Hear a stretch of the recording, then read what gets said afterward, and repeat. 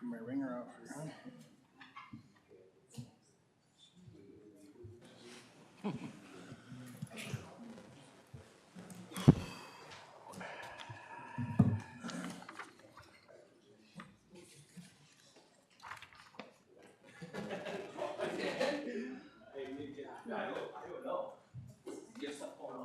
Where was that?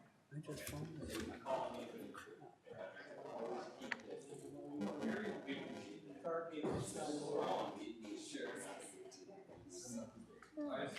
Interesting.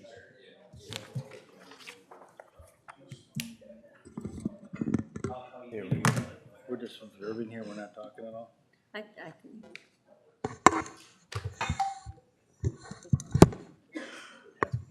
you can. Okay. Tip over my cup.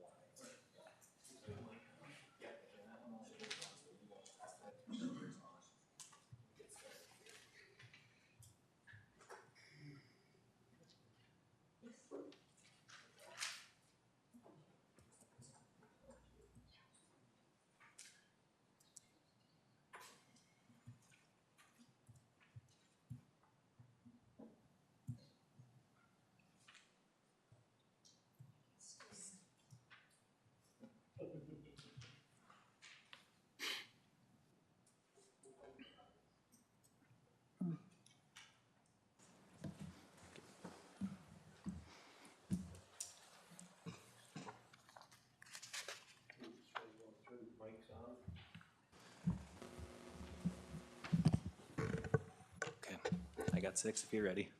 All right, 6 o'clock, I'm gonna call the meeting to order. Would all please rise for the flag pledge? I pledge allegiance to the flag of the United States of America and to the republic for which it stands, one nation, under God, indivisible, with liberty and justice for all.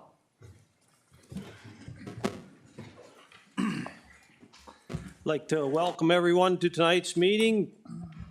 First thing I'm gonna do is introduce staff and board members. Off to my right, we have Adam Osfort, Sue Bertrand, I'm Jim Pratt, Ken Hovitt, Roger Hendrickson, Andy Watland, Lloyd Graves, and down on the end is Commissioner Tim Denny. First thing we need to do is approve the agenda as printed. Motion to approve. Got a motion by Ken, is there a second? Second. Second by Roger. All in favor signify by saying aye. Aye. All opposed, same sign. Motion carried.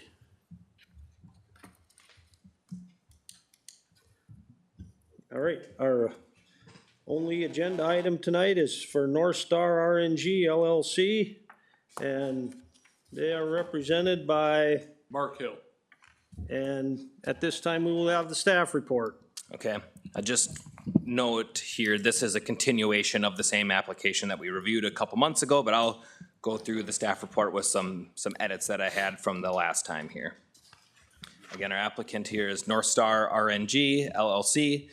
5 parcels involved with the application here: 1800362000, 18003300, 1800408000, 1800407000, and 1800-32300. The site address of the proposed location is 21695 State 287 and is located in AF1 zoning. The request is for construction and operation of an anaerobic digester to renewable natural gas project in AF1 zoning. You can see the general project location. That black area encompasses all 5 of those parcels just south of Long Prairie here. Just zoomed into the project area. The dairy site is, hopefully you can see that on my screen, is down here, and that's where the actual operation is proposed to be located. Here is the site layout. This is turned, so north is to the left side of the screen. This is 287 here, and the digester is proposed right in this area here on the dairy site. This is identifying the zoning districts. All of the parcels involved are AF1 zoning. The soils of that area, and we can look up any specific soils if you want, if I need to look those up. This is the wetlands in the area. And they have just a few site images here. Here I'm looking southeast. This is looking at that proposed digester location. And then here, looking more in a southwestern direction at the proposed location. Looking in a more southwest at the location. And lastly, here's just another additional view looking to the southwest. Okay. Some application considerations. Number 1 is the use in conformances with the purpose of the comprehensive plan.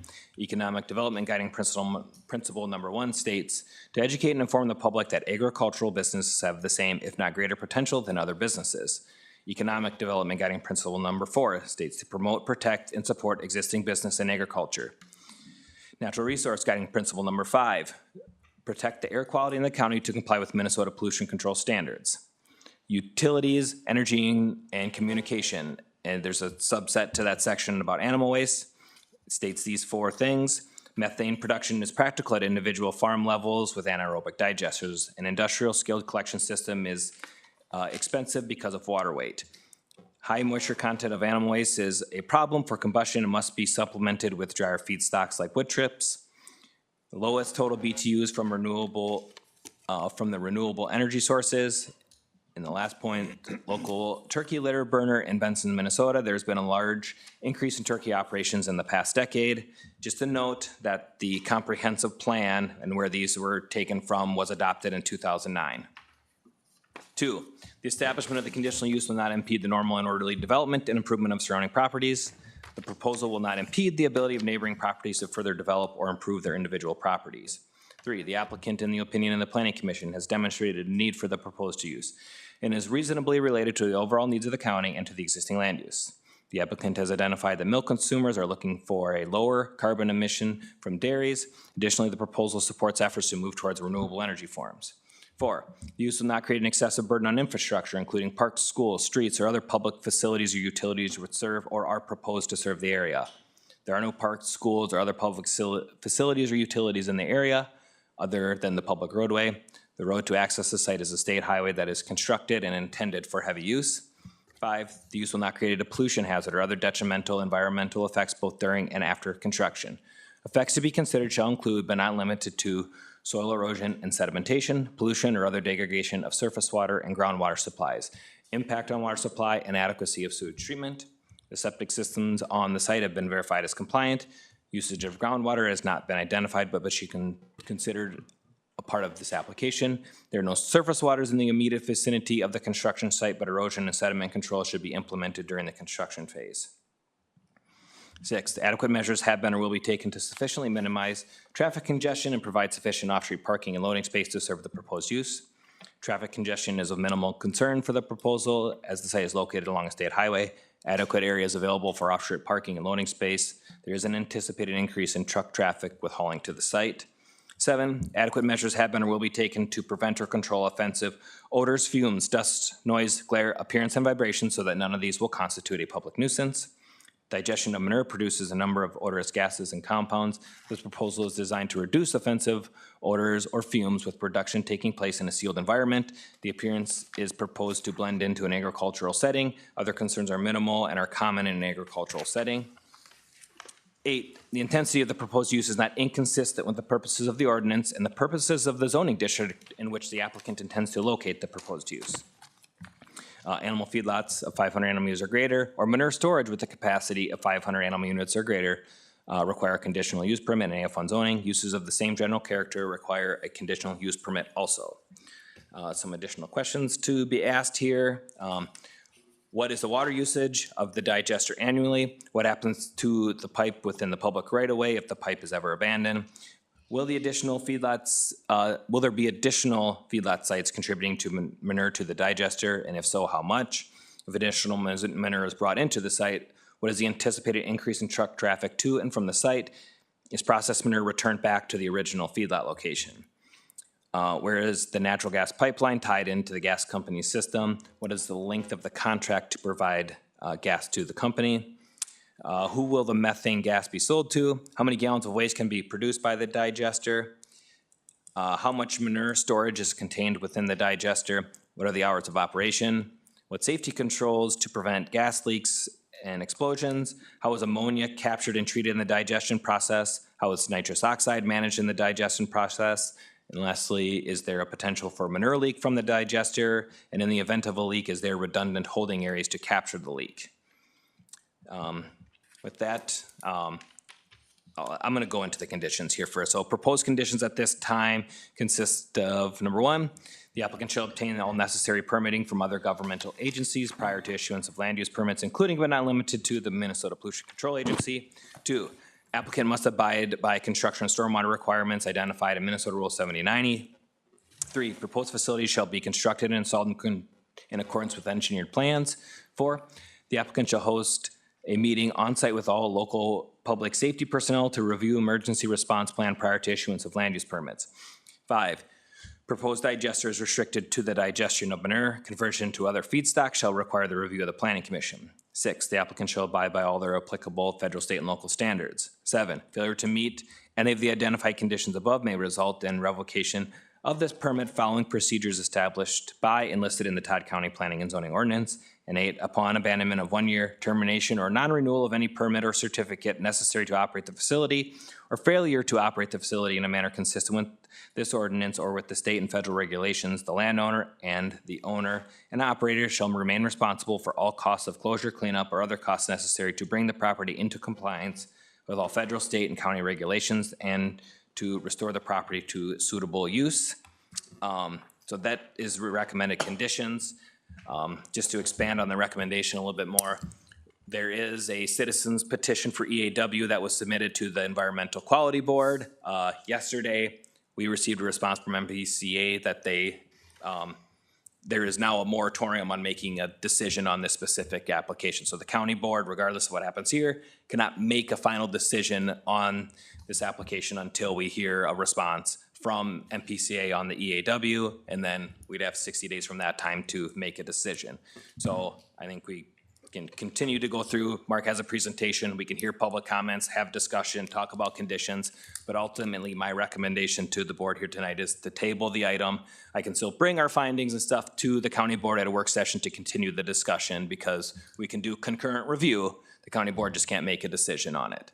So that would be my recommendation here tonight with this, but proceed as we would otherwise. And that is my staff report. All right, thank you. Was there any correspondence? We had no written correspondence for this one. All right. Would you want to do your presentation at this time? I'd be happy to. So Mark Hill, I'm co-CEO of Novia RNG. That's the parent company of North Star RNG. Next slide. So about this project, in a nutshell, what we're doing is making renewable natural gas that goes into a pipeline, that's pipeline quality, from cow manure, which is kind of fun. Right now, most dairies will put their manure into a lagoon and once or twice a year, empty it out and spread it across the fields to be used as fertilizer. As it's sitting there in the lagoon, it produces methane and hydrogen sulfide. Methane, hydrogen sulfide is a rotten egg smell. Methane is a greenhouse gas. So instead of letting this manure sit there in the lagoon producing this, we cut it short. So the manure goes into our digester and makes a 20-day pit stop. We heat it up to 101 degrees Fahrenheit. We stir it. A biogas comes out, that's about 56% methane, 44% carbon dioxide, and then we purify that into pipeline quality and inject it into the pipeline. That means that all those leftover energy in the manure that would have created methane coming out of the lagoon, we've created methane in a digester and captured it, which means lower greenhouse gases. The other really neat thing is farmers love the digestate, what's left from the manure as it comes out, because we have a great pathogen kill. E. coli levels go down by about 50% on the digestate that comes out of here. This project will support 2 full-time jobs once we hit operations and dozens of construction jobs during construction. Decreased odors from the lagoons and decreased methane emissions into the atmosphere. And the amount of energy we're gonna be producing from here, to give you an idea, is about 800,000 gallons of gasoline a year. Not making gasoline, we're making natural gas, but just to give you an idea of that. In terms of MMBTUs, it's about 60,000 MMBTUs a year, millions of British thermal units. And that equates to about 900 homes being heated in terms of how much energy comes out of here. Next slide. So we've got projects all across the country from South Dakota to Vermont. We have 2 in operations right now. Those 2 have had no violations, no safety incidents, no odor complaints, no noise complaints. 2 projects being commissioned, the one in Morris, Iowa. That digester is actually making gas right now. We're hitting the start button on that project next week.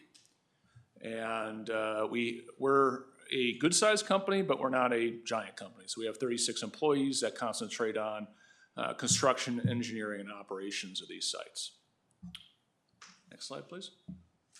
Some of our team, I've been in the business for 14 years, started off in landfill gas, eventually rose to VP of operations for a subsidiary of a utility, and ran 21 landfill gas projects doing something similar to this, and started developing 8 dairy RNG projects. And then all my coworkers, dozens of years of experience in this industry in building and operating these projects. Next slide, please.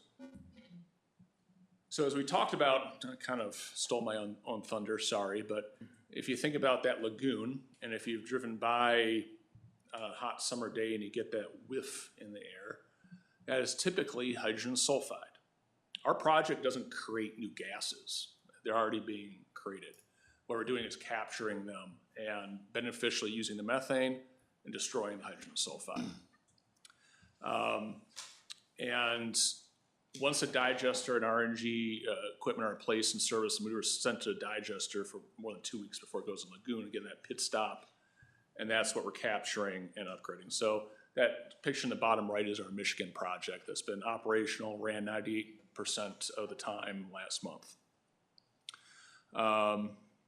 Next slide. And so again, why is this so beneficial? So the US electric grid is about a positive 120 carbon intensity. It means how much carbon emissions there are for every megajoule of energy that's produced. Diesel's a positive 95, gas out of the ground is positive 67. The solar and wind projects are 0, they're carbon neutral. We are carbon negative. It's one of the few fuels that does this. So next slide. And you kind of see, using our Michigan project, how the flow of manure, and it's going to be fairly similar to what we're doing here at North Star.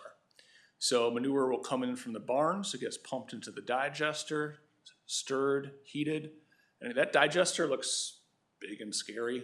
It's really just a big tank that's being heated and stirred. We're not putting any chemicals or anything else in there. The building to the left of that is a pump house, as well as where we heat up the manure. We take some manure out, heat it up, put it right back in again. And then our RNG upgrading facility, it does not look like an oil refinery. You can see it off to the bottom right of where the digester is. It uses membranes to split the gases we don't want, carbon dioxide, hydrogen sulfide, and send them to a thermal oxidizer where the hydrogen sulfide is combusted. And the pipeline quality gas we do want, the methane, the natural gas, is injected into a pipeline right next to it.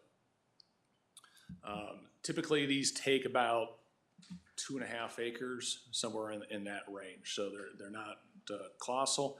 The fenced-in area you see on there is actually owned by the pipeline company. So that case, it was the pipeline company in Michigan. In this case, it's going to be the pipeline company in Minnesota. Okay, next slide. So you can see our location in Todd County, just to the southeast of Long Prairie. Next slide. You guys saw this already. Next slide. And you saw this as well. Next slide, please.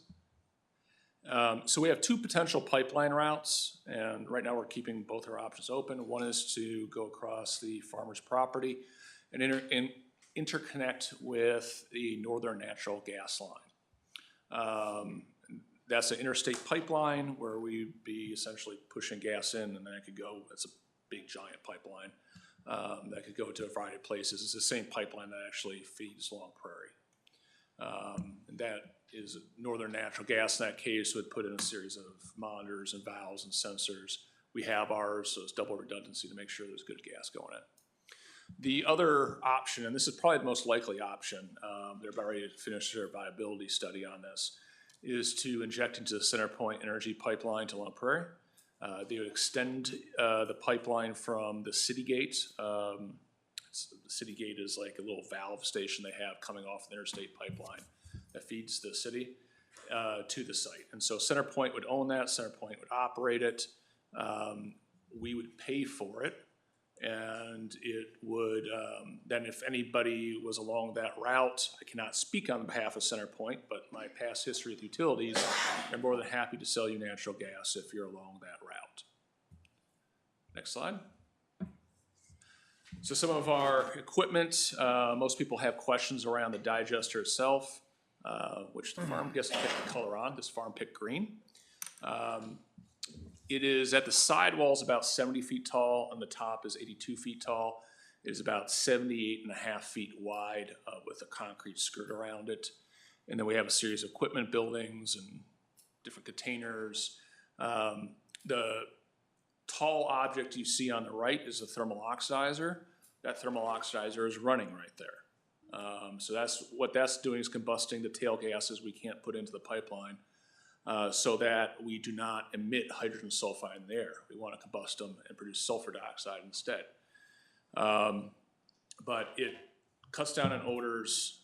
You don't see a big plume coming from it, and we have to get that air permitted and tested by the state of Minnesota. And the smaller pipe you see on the left, kind of where the people are standing right there, is a candlestick flare. So when the plant goes down, biogas goes through there because we can't, it's kind of, the digester doesn't just shut off. It's kind of like turning a battleship. It'll still keep producing gas, and so we have to properly combust that so we're not causing odors, and that we send it to a candlestick flare when that happens. Next slide. So just some of the structure, I won't read it all for you here, but these tanks are what's called a Danish design tank, even though they're built in Germany. The company that builds them is Schumann Tanks. They've been in business for 25 years. They have produced just shy of 1,000 of these, and they have never had a catastrophic failure of one of their digesters in the past 25 years. They are, I believe, the first or second largest anaerobic digester company in the world, and they just do this all day. It's bolted steel tanks. It's built a lot like a grain bin. So most people, if you don't know, it's an anaerobic digester, and if we colored it gray, it looks like a grain bin.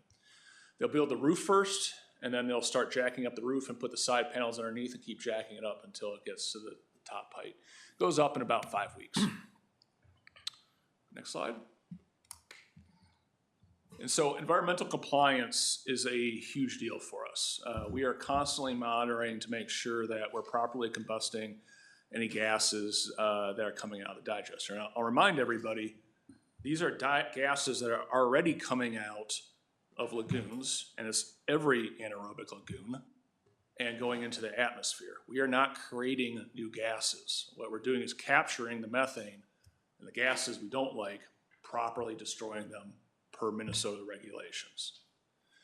The noise producing equipment is housed in buildings or containers. As a matter of fact, I just gave a tour of one of our sites to several farmers, and they asked why was our plant not running.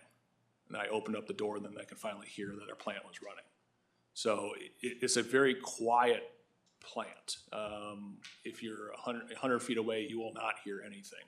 About the only moving part that's outside of the plant is a radiator that is frankly quieter than a typical dairy fan. And then the odor and noise, the odor levels, EPA describes benefits anaerobic lagoons as what comes out of a digester after processing is much less odorous than the feedstocks that go in the digester. And we'll get to it in the end of the presentation from attestations from farms that we've done this on, where the public comes up to them and asks them, why does your dairy not smell anymore? Safety, in we train all our technicians through a whole series of training, including hands-on training that we do. Inside our buildings, we have e-stops to shut everything down. We put one outside for first responders, methane detection devices, fire detection devices, and hydrogen sulfide monitoring. And we do a plant walk through an annual meeting with first responders. One thing on the CUP, typically we will do that before we start operations, but after it's mechanically complete, because it's more useful for the first responders to actually be there when it's constructed. They kind of understand it better. Versus before starting construction, you're kind of just standing in a field on it. So that's one piece we would ask in the CUP to possibly change 0.4 to before we start operations. Okay, next slide. So we like to break ground this fall. I would have liked to break ground this summer, quite frank, which is why we were here talking to you back in April.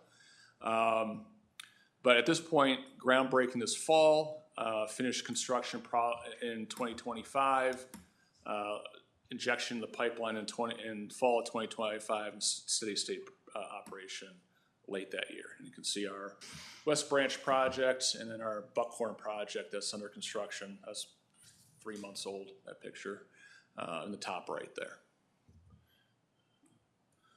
Next slide, please. So benefits, we talked about the highly skilled full-time jobs, 2 of them, construction jobs, ongoing vendor work for electricians, local utilities, and piping, and really future-proofing the agriculture and economy in Todd County. We're working with dairies that are actively looking to lower their carbon emissions and to have better water quality and in their fields. This project does both of them. And in my opinion, it's one of the few things that you can take both sides of an argument and maybe come together and say, yes, this project actually works. We're lowering E. coli levels in the manure. Better pathogen kill on that. We're reducing the total solids in the manure and reducing greenhouse gases and producing locally produced natural gas. Okay, next slide. So in the April planning and zoning meeting when I met with you previously, and this project was approved, or recommended, I should say, there were some concerns that came up from the public, and I want to address those concerns because my partner Jared Williams and I started this company as an environmental company, and this is one of those things that we're kind of on the same side of it, and I feel as if maybe we didn't do the best job in the world communicating that we're on the same side of it.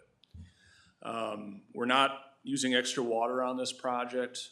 We're improving water quality. We are reducing greenhouse gases, and we have not had any digester spills at any of our projects. So one of the concerns that came up was the project will use excessive amounts of water. We only put a bathroom in for the employees, which we estimate at 20 gallons per day. The person who filed the appeal, who then we got essentially the MPCA came back and said we did not need an EAW. We updated the digester permit. Appeal was filed again yesterday, just prior to this meeting.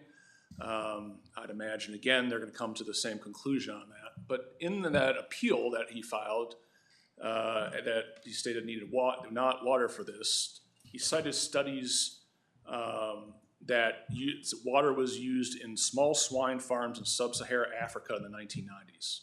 That is not what we're doing here. We do not want water being added because it reduces retention time of the manure in the digester. We have to heat that water up. It makes our project less economical adding water. The project will encourage dairy expansion, was another big thing that came up. Our project has nothing to do with future dairy expansions. I say that because some farmers do come to us and say, hey, I'm gonna add all these cows because it's gonna make your project more profitable. And I can tell you, that's very rare that actually happens. We don't build it into any of our models. We look at the current herd count, the financial health of the dairy, and the quality of the dairy, location of the pipeline, and our ability to easily digest the manure. We do not, when a farmer comes to us and says we're gonna expand, we don't believe them because I've been doing this long enough where I kind of got caught onto it. So it's based on current herd count. Digester leaks, and we've been operating digesters for over a year with no leaks from the digester. We have to go through all our digesters we do. The state permit requires us to perform strength tests in the concrete, leak tests, and go through extensive engineering review by the state. I think I've talked about odors before, and I'll get into some of the attestations from our dairy farmers. Next slide, please. Some of the questions that were asked of us, I talked about water. We are not adding water to the digester. What happens to the pipe within the public right-of-way if the pipe is ever abandoned? So the only one that would go in the public right-of-way would be the CenterPoint pipeline. They're the local utility.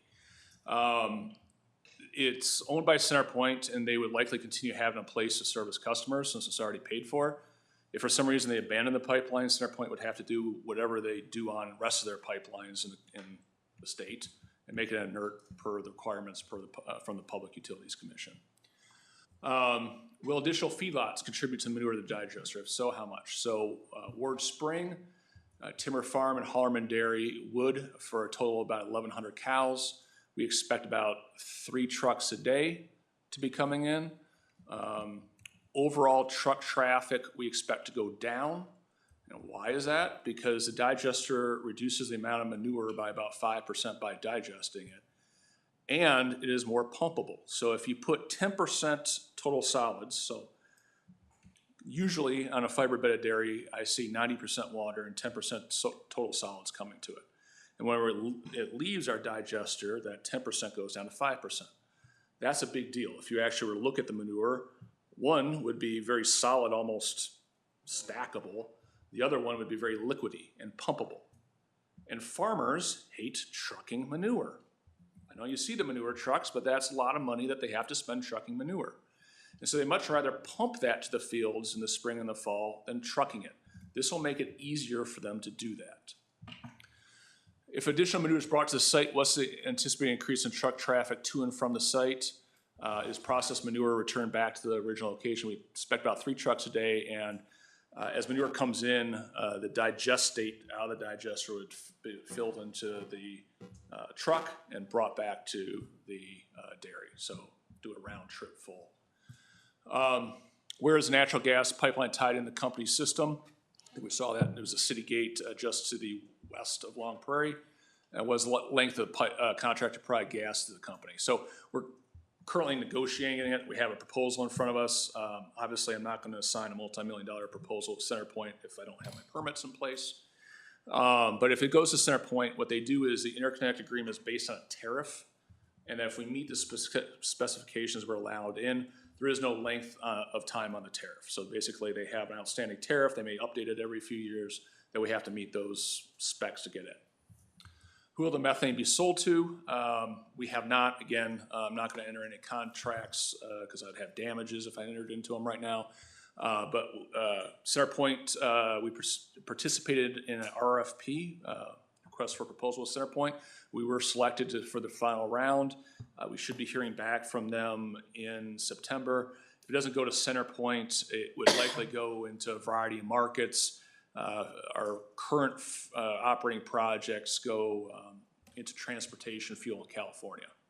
It gets used as bus fleets and truck fleets as CNG. Next slide, please. How many gallons of waste can be processed by the digester? It holds 2.5 million gallons, and we try to keep at least a 17-day retention time. Thus, the daily manure capacity about 147,000 gallons. We don't expect anywhere near that. I expect on this project probably like a 28-day retention time based on the herd sizes going in there. 2.5 million gallon digester. We will operate this digester 24/7. And I like to say we're the most reliable form of energy. And I truly believe that because solar doesn't work when the sun's not shining, wind doesn't work when the wind's not blowing, and both of those are exceptionally hard and expensive to store. Natural gas is very easy to store. We've been doing it for 100 years. And so there's been a lot of great progress. I'm not here to bash solar. They've got a great place in our electric grid, and they've been helping decarbonize that electric line going into your house. The next step is decarbonizing the other source of energy going into your house. That's natural gas.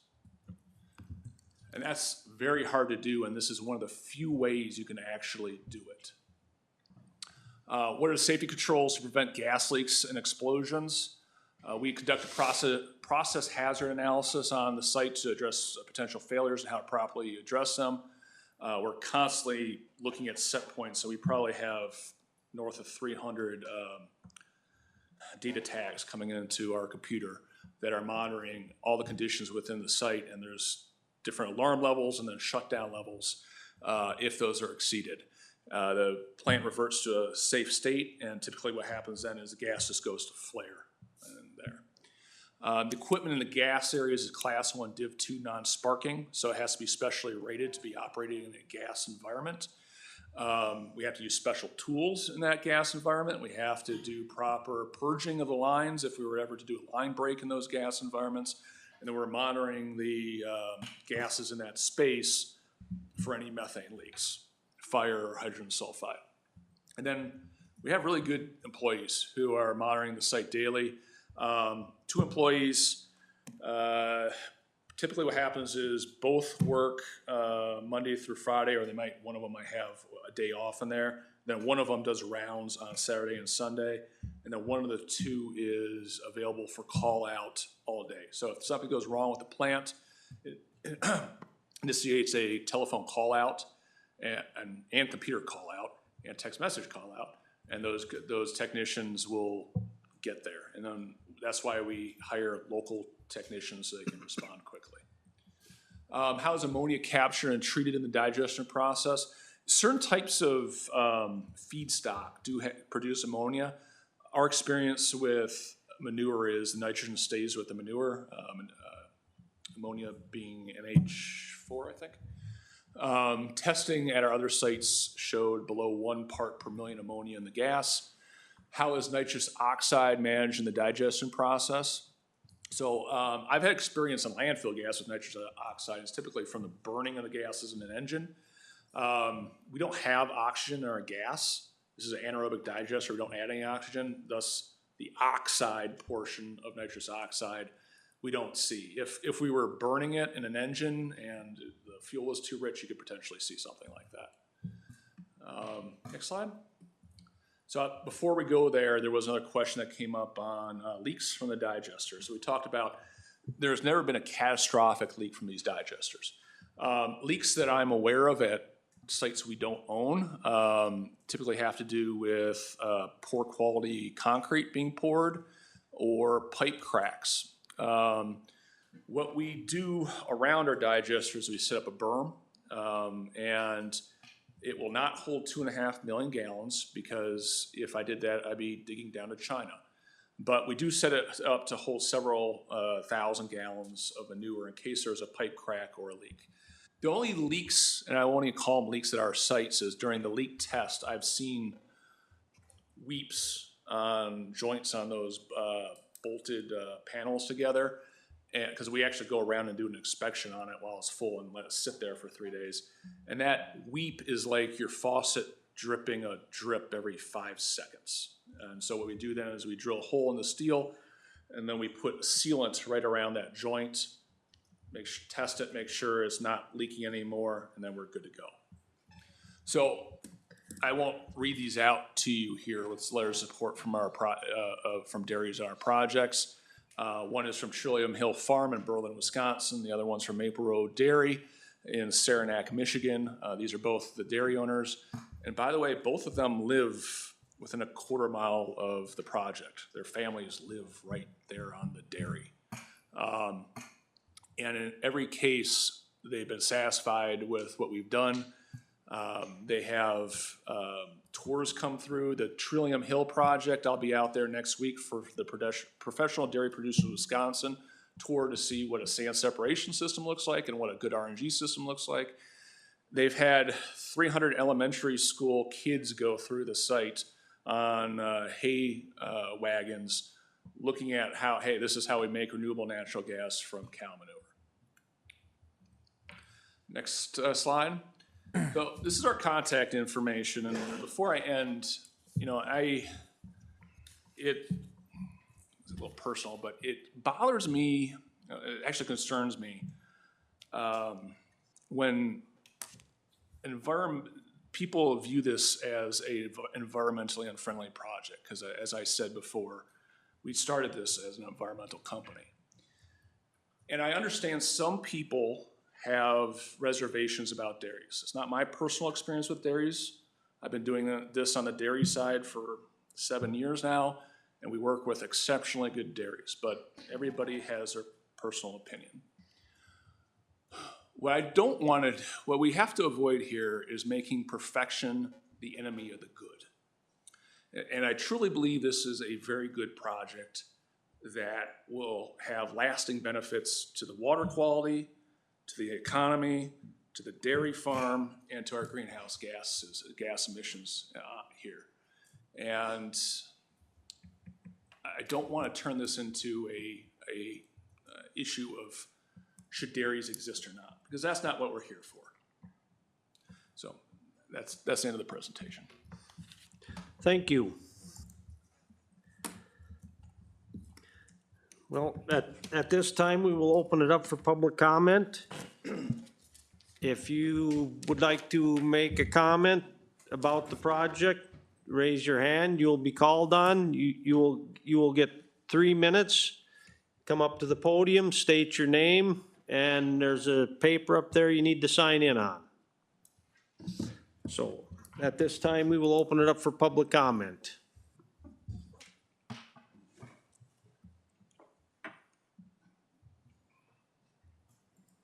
Hi, I'm Don Reno, the neighbor of Dairy Ridge. I lived around this operation most of my life, way before it was ever owned by the current owners from the very beginning. Never had any issues with them at all. Then I received a letter in the mail that they were proposing an expansion. So I thought, I'll call the DNR, just see, I'm sure they're monitoring this aquifer. Called the DNR, the person told me, you should be concerned about this expansion. The aquifer you're on is a declining, slim aquifer with none above it or none below it. And even the town should be concerned because according to their figures, it shows that one of their wells is running on it. So at that point, I thought I better start investigating this further. So what I'm trying to accomplish here is to get this project investigated by neutral experts with no financial gain at stake. So we get the whole story. I'm talking to different lawyers and stuff who are experts on this subject. I'm hearing a totally different story than's coming from here. There's no dispute that the B1 aquifer is declining. Sometime after Dairy Ridge hired their own hydrologist, he told them, at your current rate of water usage, you'll be out in 10 years. This was told to them before they wanted to expand. Now I know they're proposing to draw water from another aquifer, but by just coming forward with an expansion doesn't seem like you're too serious about protecting that aquifer. I think we all know that when plants or people are not peak health, they're not as resilient when things happen to them. Some of these things that are being said really don't make sense to me and a little bit confusing. Like one is, yeah, they're not adding any water, but dairy cow manure is 87% water. So they're not digesting dry manure. There's water in this process. It's part of the process. When I've been researching these digesters, one of the most alarming things I'm seeing is that the ammonia level in digested manures can be twice as high as stored manure. That translates into nitrates. Can this aquifer handle those nitrates? That's the question we have to know. So I called the PS, Minnesota Pollution Control, and I asked them, is this digested manure, how is it regulated? They said at this point, there's pig manure, cow manure. Yes, you are right, they told me. There are higher amounts of ammonia in digested manure.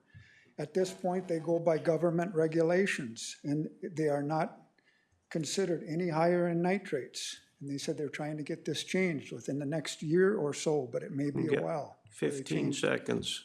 You can have my 3 minutes. All right. And there are so many other unanswered questions I want to know. Are these trucked in 4 loads of manure that are coming daily? Are they going to be spread over this troubled B1 aquifer? It appears to be a future pipeline possibly going in, bringing manure from another location? These are things I want to know. Digesters are being promoted as being green rating and a negative carbon emissions. The problem is they're not counting emissions from cows, emissions from truck manure. None of that's considered. So I asked the MPCA also about air pollution. And they said, well, we don't really monitor the air pollution in the winter, or if there's a machine problem, we go by a basic finding on that. So then the Minnesota Pollution Control sent us a letter, and supposedly these are touted as being green energy. And they said that on this project, after the thermal oxidizer, it will release 233 tons per year of sulfur dioxide, nitrogen oxide, volatile organic compounds, and carbon monoxide. It will release 3 tons per year of hazardous air emissions. It will release 16,000 tons per year of greenhouse gases. Well, that doesn't sound very green to me. This is a several $million-dollar project that's going in. It needs careful consideration. We need to know all the details, not from someone who has financial gain at stake.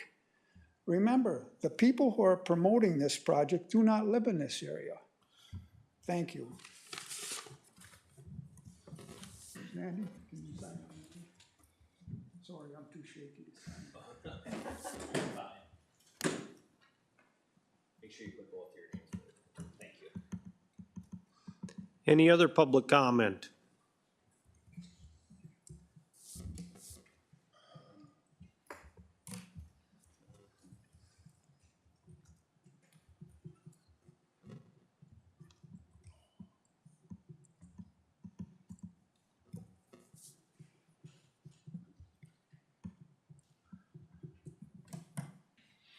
Now you gotta wait for me now.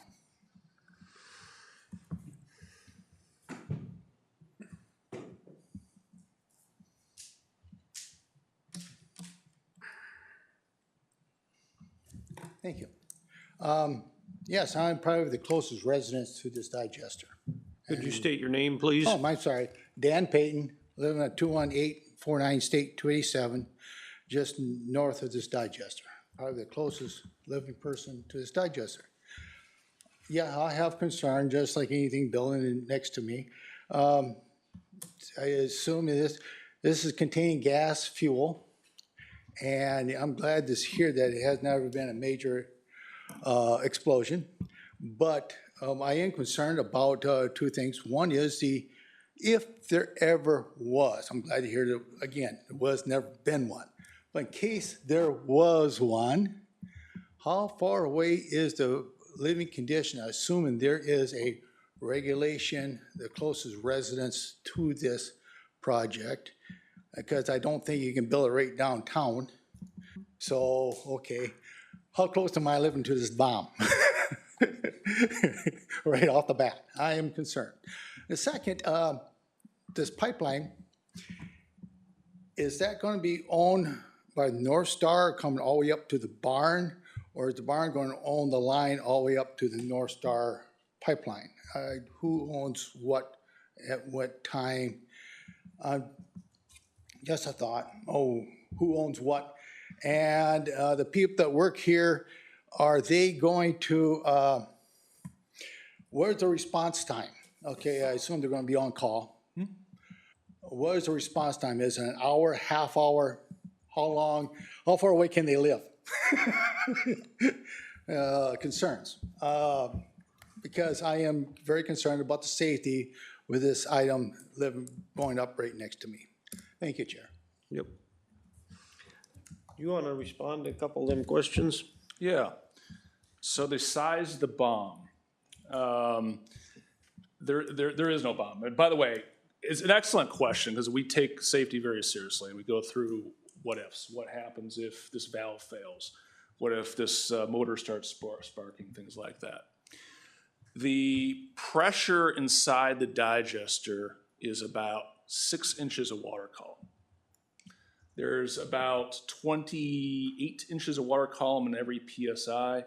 So the pressure in the digester is less than 1% of the pressure in the tires in your car. Okay, so it's mostly filled with manure, just the roof itself has gas in it. And then when it goes through our plant, we do process it, we do pressurize it. There's no oxygen in the gas itself. And so in order to have a mushroom cloud explosion that you're thinking about here, you have to have the fire circle. So you have to have oxygen, you have to have a fuel, and then you have to have an ignition source. And we don't have oxygen, and we don't have ignition sources because we treat this as a class 1 Div 2. The pipeline itself is, anything off property of the dairy's property would be owned by CenterPoint Energy. And just be, frankly, it's just like a pipe going to your houses. We're actually operating at the same pressure that the pipes in Long Prairie are operating at right there. So it's not thousands of PSI in there. We typically want our employees to live within 30 minutes of the site for response time on these. And then some of the previous statements that were put out. And by the way, many of you have been, Don, you were at the previous meeting. I've got my contact information. Please reach out to me with these concerns. Nobody's reached out to us with these concerns. I think we can, I'll take you through one of our sites. I'm okay putting in the conditional use permit that our digester will not use any water above and beyond what the dairy's already using. Put it in my permit. Okay, it keeps coming up over and over again that we're draining the aquifer. No, I do not want to use water in my digester. I get 20 gallons a day for a bathroom, please. In terms of emissions into the air, yes, that is what we put into the air permit. What the air permit doesn't take into account is these emissions are already coming out of the lagoons, completely unrestricted. Again, we're not creating new gases here. Lagoons do not need air permits. Flares and thermal oxidizers need air permits. And so we are now going to much rigorous, more rigorous standard than any dairy would have to go to. So if you put a bubble over the lagoon, I guarantee you there would be much worse emissions, including hydrogen sulfide, that can kill you. So again, please reach out to us. Contact information is in the presentation. And I truly want us to get on the same page because right now across the state, there are greenhouse gases being emitted and the continuing appeals process is not helping the environment any. Thank you. Any other public comment?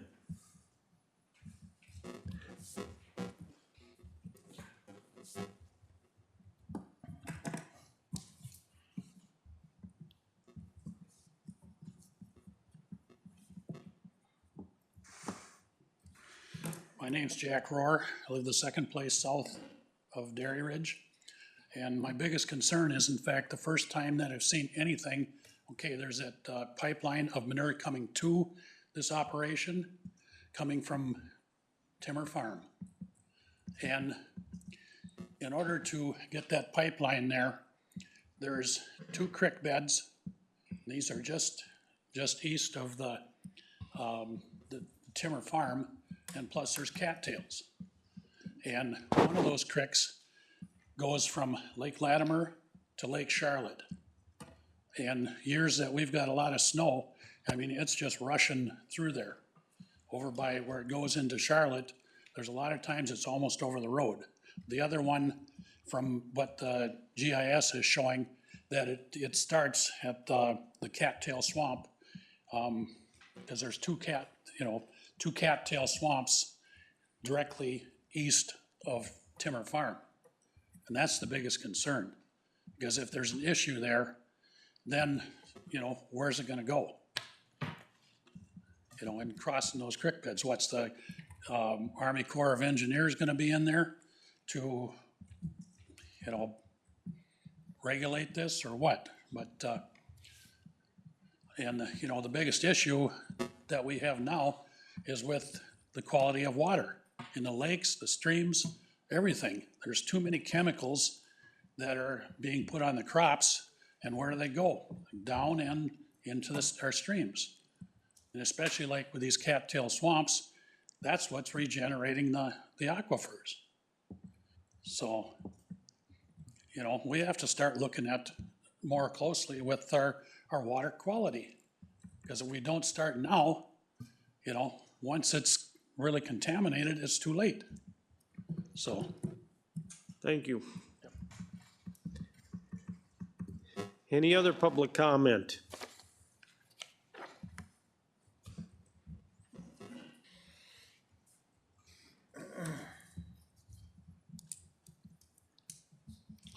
Jeff Bauman and Ed's Consulting in Wilmer. I just wanted to kind of address a couple of things. It was brought up about more ammonia, nitrogen, in the manure, and that is true. So what we have to do currently, as it stands today, 50 to 55% of the nitrogen is available from in dairy manure per 1,000 gallons. So if those numbers change, so if the ammonia level goes up, that means that more of that nitrogen is available, and we have to adjust rates. So rates, the application rates will actually go down. So instead of maybe 12,000, we may be at maybe 9,000 gallons an acre. So we have to adjust accordingly. And the state will mandate that we test for ammonia and nitrogen, which we would probably do anyway in this case. So we have a good idea of, for a manure management plan of what we're actually applying. Because we're not, doesn't matter what size you are, you're not allowed to over apply. The pipeline was brought up, and that has been discussed. We have not applied for any permits, but we would have to go through all the proper agencies, whether that's the Corps, or the DNR, whomever. They all would have to approve that project before it's in the talking stages right now. I just want to address that. Thank you.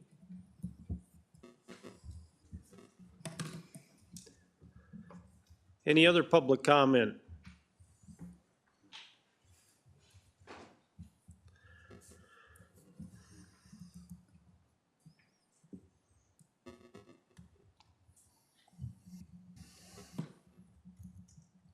Okay, my name is Ray Becker, and I live right next to Dairy Ridge on that 6 acres there.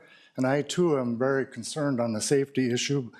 Mark explained that it's very safe and all this and that. Well, we're dealing with something highly explosive here. I mean, if that thing blows, it's not a matter if, it can blow. There's no guarantees that it can't blow. And the way gas is, it always goes near the ground. Propane does the same thing. I mean, I'm fearful of my family, my residents being so close, along with our other neighbors being so close. I don't know, is this a safe thing? Is it something we have to do? That's all I have to say. I'm just as concerned as what my neighbors are. So with that, that's all I have to say. Thank you. Thank you.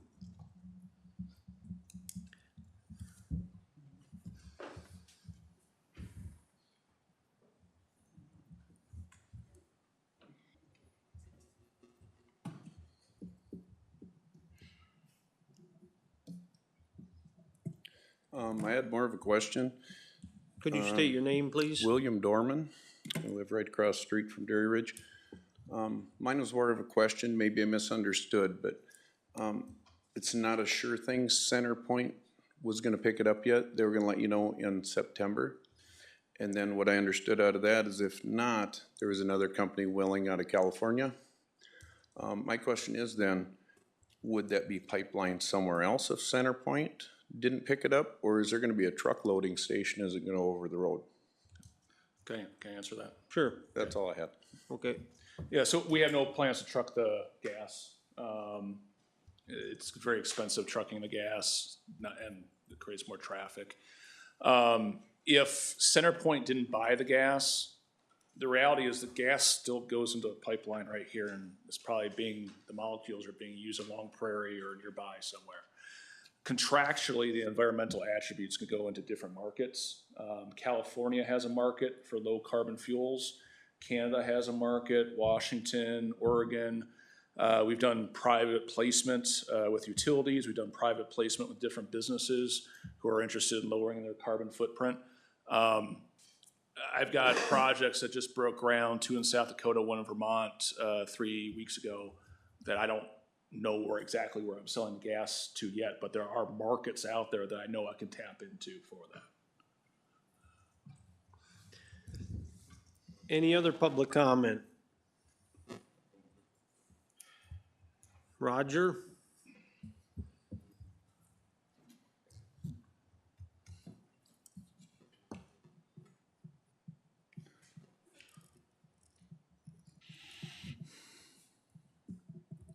Roger Zastra along Prairie. One thing that bothers me a lot, not necessarily just on this project, but others, but first, everybody has been concerned about the manure management and everything else at Dairy Ridge. That's been probably the start of everybody's argument against this project. If this goes in, everything goes into lagoon, you end all of your winter spreading, a lot of spreading other times. So that would eliminate, I think, 90% of the complaints that were coming in before, because they spread in the winter and everything else because they have to. This would eliminate a whole pile of that. One of the other things that would be very beneficial and ties into my last part of this is that is a $25 million plus project, somewhere up in that range, give or take, whatever it is. But that is a heck of a pile of tax money to come into our township. And that affects my taxes. It also affects taxes in the county, which to me, I mean, I've researched some of these and I don't go to environmental lawyers that are against any farming project. I look kind of at all sides of this and I see really no downsides to it. We can use that tax money here. The county can use that tax money, I think. I don't know why. It seems that lately, any project brought up in this county or permitting process seems to make it harder for a business to come into this county or anything else. And I thought this county wanted to get some tax money or new business opportunities. And it goes all the way back to the apartment buildings for Prairie Packing. If they don't have buildings, you can't build on. But it seems like everybody is against any project that will bring new tax money in this county. And I think this is an environmentally pretty good project. There's probably a lot of places that wish they could have this. So that is my comments. Thank you. Any other public comment?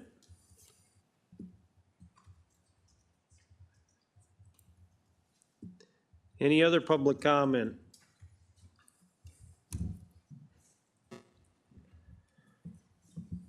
Sandy Rohr, and I have a question. Will the lagoon be abandoned, the current one? No, So you'll still have all the emissions? no, so Laguna is mandated that they have a lagoon, because by the state, they have to have a certain amount of storage there to hold it. But what happens is, right now, the manure goes straight from the barns to the lagoons, gets heated up on a hot day like this, and you get emissions coming out. The it's called anaerobic digestion, a little bacteria doing. The future state is, instead of going straight to the lagoon, it goes to our digester. And there we go through anaerobic digestion, even better than what's happening in the lagoon, and capture those gases. Okay. So the lagoon will still be there, but I've been to some dairies that on a hot summer day like this, you can actually start seeing bubbles coming out of the lagoon. That's not air, that's methane and hydrogen sulfide. That's what we're capturing in our digester. And so if you went to before and after on projects that we've done, the lagoons typically don't have as thick of a crust on top, and they are not bubbling, and they're not getting those odors coming out. Okay. The other question I have is the other digesters in a residential area like this one would be? I think this is zoned agricultural, but there are houses around all our projects. Frankly, the dairy family lives there with their children at our other projects. Within a quarter-mile radius, there are other houses out there, yes, at other projects. I guess it's just a major safety concern? And don't get me wrong, like, it should be a safety concern, okay? And if I said this isn't a safety concern, I shouldn't be in my position. You know, we think about safety all the time as we're designing these, we're operating these, and we're hiring the right people to do it. Because if done wrong, you're right, it could be a safety concern if you do it wrong. This will be my 15th dairy RNG project that we will break ground on. And we've never had a major spill out of our digesters, we've never had an explosion, we've never had a significant injury. And all the projects I've run as Novia, my current company, we've never had a odor complaint, and we've never had a notice of violation from the state for violating an air permit. Any other public comment?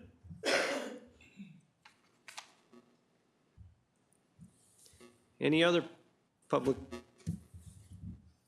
Barb James, there's a lot of concern about the natural gas coming off of this. But how many people are heating their homes with natural gas? I mean, everything has to be done right, or else the whole city of Long Prairie could blow up. That's all I have. All right. Any other public comment?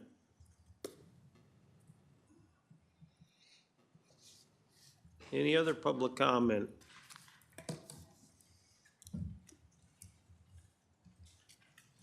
Any other public comment? There's no more public comment. We'll close public comment period and open it up for board discussion. 5-minute recess. We can do that. Okay, thank you. We'll take a 5-minute break and be back in 5 minutes.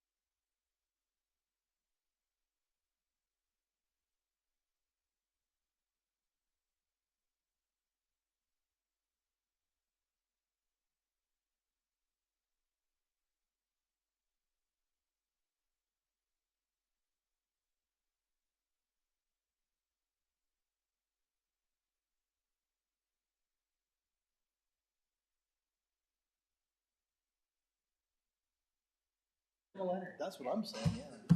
I was, see what the complaints are? And I don't think this will take any long.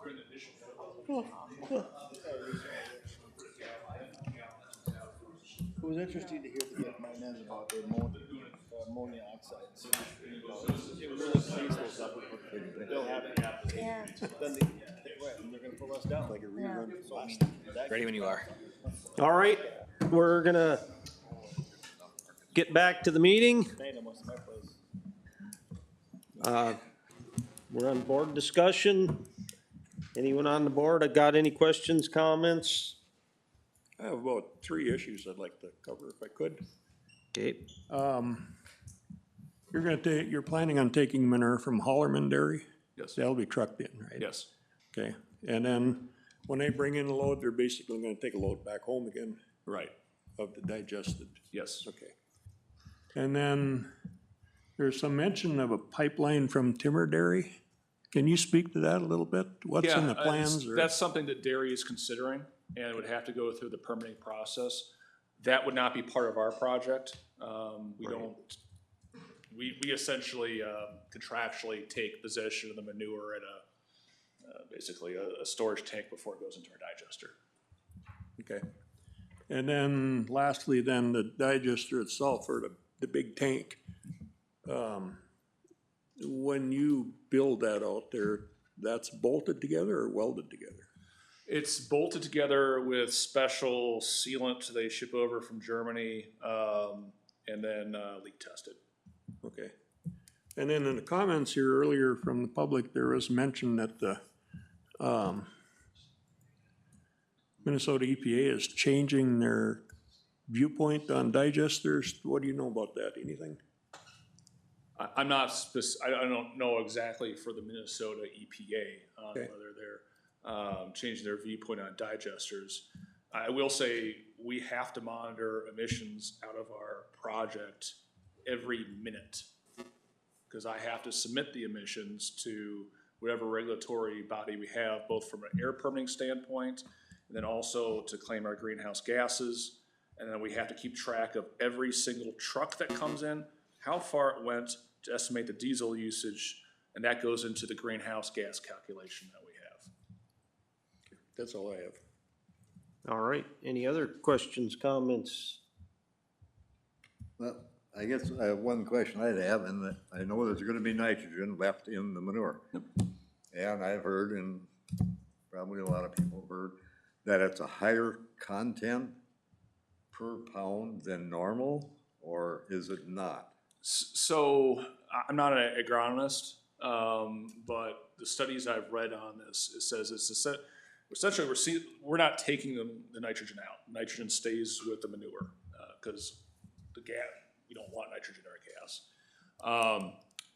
From what I've read is more soluble and tends to act more like a commercial fertilizer that's easier to apply rather than manure that you kind of have to spread more.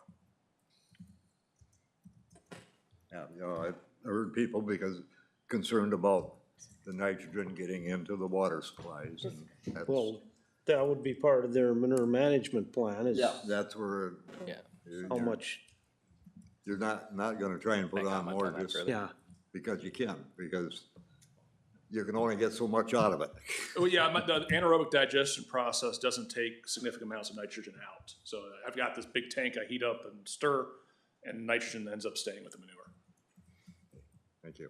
Adam, Yeah, sure, just to expand on that, when the manure is applied, they take probably annual tests of those manure before they apply it. Yep. And MPCA has a standard that you can't over apply for feedlot sites, when it comes to manure and commercial fertilizers, they can't exceed a limit. So if there is a higher concentration of manure, they need more acres to be able to cover that. So the rate at which the manure is applied, regardless of the change in the manure, will remain the same.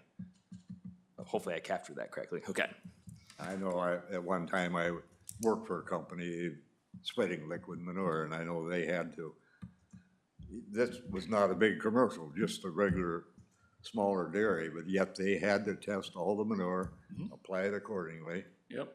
And I'm sure that's what would be happening here too. So if it probably didn't have more nitrogen in it, but on a percentage wise, because you're probably not gonna have as much water in it, so percentage wise, it could be more. Yeah, I guess, what ends up happening is you go from 10% solids and 90% liquid down to 5% solids and 95% liquid. So I suppose theoretically, you have the same nitrogen mass, but maybe it's being concentrated a little bit more just because you have less overall manure. Anyone else have any You questions, you had a comments? comment to respond. Well, addressing the manure, I'm David Tomshe, one of the owners of Dairy Ridge. Addressing the manure, after it comes out of the digester, the manure will go through a screw press. So the solids are separated and stacked on a MPCA approved site, and then they're hauled away. So, and then the liquid portion goes into it's into a single lagoon now. And if we can get this permit, we'll build a larger lagoon. We're permitting for a larger lagoon so that we can have the 13 or 14 months of storage that the county would like. We have voluntarily quit winter hauling already. So that part we've already done. But if the stackable manure, you'll see that in fields now, not ours, but you'll see it out, you know, in the springtime where turkey litter will be brought out to a field and the people are going to spread it. We anticipate that people will probably be purchasing some of our stackable manure, our separated solids, to put on their fields in different locales as well. So. And you're already using some of that right now, for bedding and, so it's not gonna be a significant change from what they're already doing. Currently, we have more than enough land to apply our manure base at. So I suppose that answers the questions about the solid part, but the liquid that goes into the lagoon, what happens to that? Goes through 3 stages. Where it settles, goes into the next stage, settles again. The 3rd stage is groundwater. So that can be put on an alfalfa field, say right after you cut it. We did that recently because our pit in Ward Springs has got a lot of rain in it. A lot of people had rain in the manure pits this year. They had to do some application. We took it out to our alfalfa fields and spread it. But in concept, they continue doing essentially what they're doing now. It's just making this pit stop in a digester first. Yeah, back when the first time this presented, you know, I asked the question, you know, how is this gonna work when we had the digester out here, the packing house put in and nothing been used? Well, I realized there's a lot of technology between when they did it and now, which I don't know, that's what, 10, 12 years ago when they did it, so. And maybe it wasn't done right to start with, that's why it wasn't ever operational. If I wasn't confident this would work, I wouldn't be putting my own money. Yep. Any other questions, comments? I got questions. Okay. Well, first of all, I did have a question on the nitrogen. I don't want to beat that nitrogen horse any too much more, but you're not producing any more nitrogen, you're just applying it in a different form, really. It may be more concentrated, maybe in liquid versus solid, so that's not gonna change anything really as far as the nitrogen applied per acre. It seems like most of the questions or issues are around safety, and it's good to hear that it's a big thing for you guys. I did have one maybe suggestion or question for us as a conditional use. You mentioned in your presentation that you'd go through it yearly with the local safety and first responders. It's not part of the conditional use. I don't know if maybe it should be. Yeah, we had They say that they do that, but maybe it should be part of the conditional use. Yep, For annual, you had it in there for it to be done before the permits, Yep. but maybe it should be an annual. I think that's a perfectly reasonable condition to add.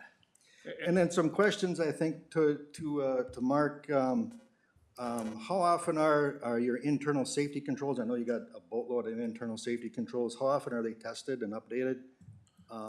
that call-out system that you had where you call out somebody if there is a problem, does that get tested? I mean, you kind of go through a drill, making sure that all these safety systems work.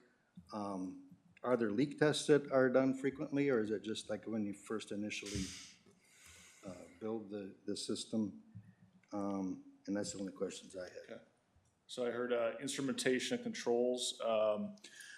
We have a director of instrumentation controls, and his entire job in life is to go through all our electronic gadgets and look at the manufacturer specs and the calibration schedule that the manufacturer has and make sure that we're calibrating it according to that. In terms of leak tests, we're doing daily walks around the digester just to make sure that we're not seeing any visible leaks. We have I think it's about a 2 or 3 foot concrete curtain around the digester. So if it was leaking, you'd see leaks on the concrete right there.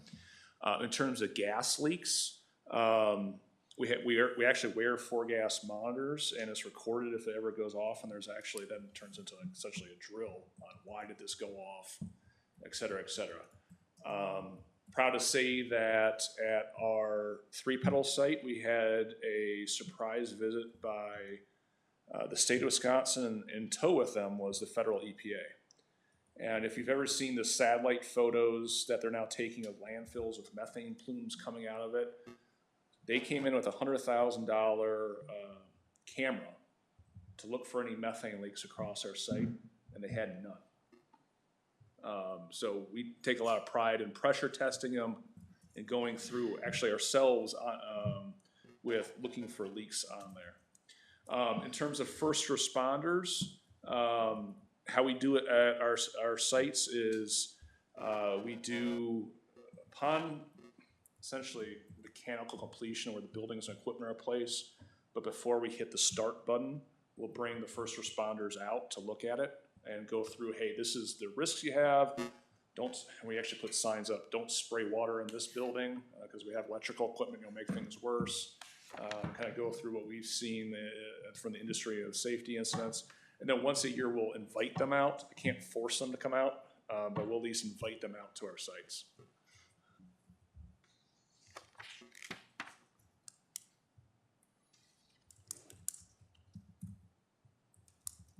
All right, thank you. Any other questions, comments? Tim, you got anything? I thought Mark did a nice job answering all of our questions from last time. He answered a pile of them, but also to talk to what Jeff's talked about with the higher nitrates, more concentrated nitrates, just from agronomy standpoint.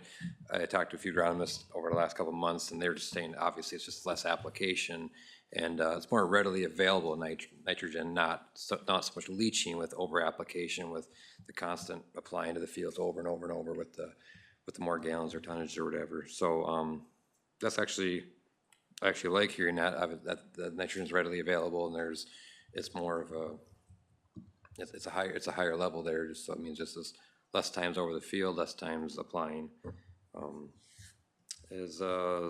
I guess the one concern that I kind of had was, you talked about, you're not trucking, it's too expensive to truck, which I totally understand that. And then had a gentleman, William, I believe, brought it up that if CenterPoint doesn't pick up the contract, who does? And you just talk about there's open markets for it, which I just think a lot of people would like to, not that you can't give a guarantee, but would just like to hear it's going to be sold. It's not going to be backed up. It's not going to be trucked. Like obviously you can talk to the point that trucking's too expensive. I get that, and it just in this area there's a lot of houses close, and everybody wants the answers right now. Which on a project of this magnitude, everything's not solidified to this point. I understand that. So, but I do appreciate you going through very diligently and answering everyone's questions and concerns even tonight. I've been impressed with that. So.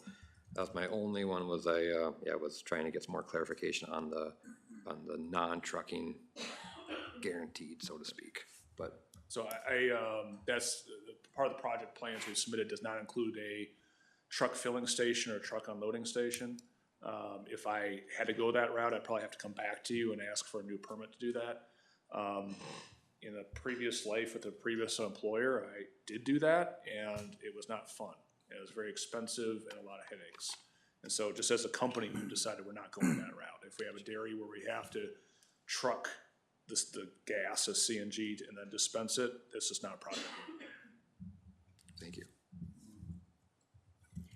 I'd like to just make a brief comment, getting back to the concern over the explosion hazard in that digester. First of all, that digester is mostly full of liquid, so the only gas that would have any potential whatever to explode would be a very small portion of the tank itself up on top. But you mentioned that the pressure in there while it's operating is probably 6 inches of water column. Yep. So that translates into a little over 2 ounces of pressure. There's no way that can blow up a tank. And plus, there's no oxygen in there, which methane would need to have to explode or burn. Correct. So it can't.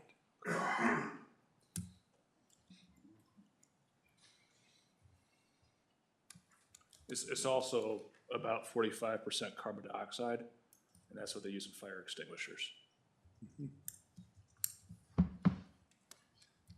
Any other comments? Go ahead. Yeah, I'd like to ask a quick question. This spring, Adam and I were lucky enough to go down to Morris and go through one of their digesters. And I asked them the question, I'm going to ask the same one to you. Is there redundancy in the system for electrical outages? You know, we've had 2 or 3 weekends here where it's just been straight line winds and we've had power down and things like that. So how does your organization handle that at this proposed facility? So you got to see our West Branch project under construction down in Morris, the big red tanks? Oh, no, this was. Okay. Oh, okay. We We were have at one in Riverview. Morris, Iowa, so that's what, sorry, it threw me off. Morris, Iowa. No, Minnesota. Yeah, sorry. So that you went to the AMP project We did. Repeat the question in the microphone so people online can hear it. Yeah, you're asking, do we have electrical redundancies to keep the plant running in case of a regional power outage? And so what we do is we put in, typically, each site's different, about a 64 kilowatt generator that runs off natural gas. Because we're actually buying natural gas from the pipeline too, to heat up our digester and things like that. That generator, its priorities are to start the flare. So it's not enough to keep us compressing gas and making renewable natural gas, but we'll comply with our air permits and take the gas out of the digester and flare it. And we just had a one-day test of that in Michigan at our site where it kicked on, went to flare, everything is good. We also run plant controls off of there, and then we run heat trace on our pressure relief valves. So pressure relief valves are mandatory. It's in case everything goes terrible that you can relieve pressure on there. And what you don't want to happen is the power goes out in January and those freeze. And so we keep heat off of our backup generator for that.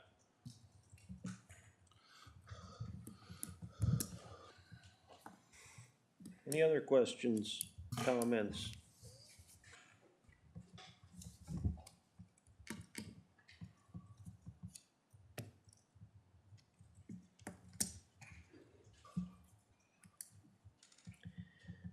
Well, if none, I will move we table this. we got According to, to the schedule you told about earlier. Right, I think this is the best course of action, so, because we can't make a decision at the county board level anyway, so this, they can have discussion and bring it back here to continue to have any public comments or anything that we want to have. Otherwise, the decision sits there until the time that we can, but we can do concurrent review, so we should take advantage of that. all right, there's a motion by Ken to recommend tabling this. Do we have a second? So be. Second by Roger. Voice vote, Ken? Yes. Roger? Yes. Lloyd? Andy? Yes? Jim? Yes. Motion carried. That will be tabled until you hear back from, So we will, our next planning commission agenda goes out tomorrow, so we'll actually just add this to that, so that next planning commission agenda, our meeting will be in this room on September 5th, 6 PM. But then we'll probably have county board discussion in between that time also, so keep an eye on county board agendas also. But the next planning commission agenda would be September 5th. And by that time, you should hear from MPCA or, I don't know. right. All right, anything else? If, Move to adjourn. we got a motion to adjourn by Ken, is there a second? I'll second it. Second by Lloyd, all in favor signify by saying aye. Aye. All opposed, same sign. Motion carried, meeting adjourned.